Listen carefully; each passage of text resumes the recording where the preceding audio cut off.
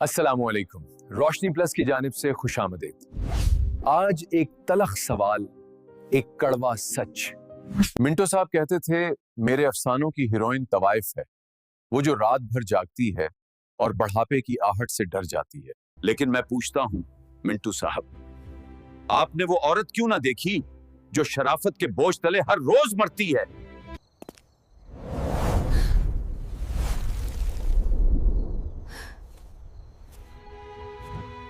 वो बेवी जो जुल्म सहती है मगर बोल नहीं सकती, क्योंकि पारसाई का बोझ उसके गले में काल दिया गया है।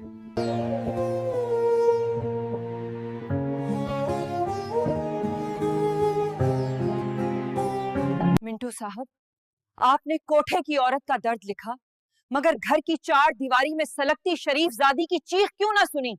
हजीरा शबू सबके सामने थी, मगर उसकी जिंदगी में मौजूद मर्द कहीं भी नहीं।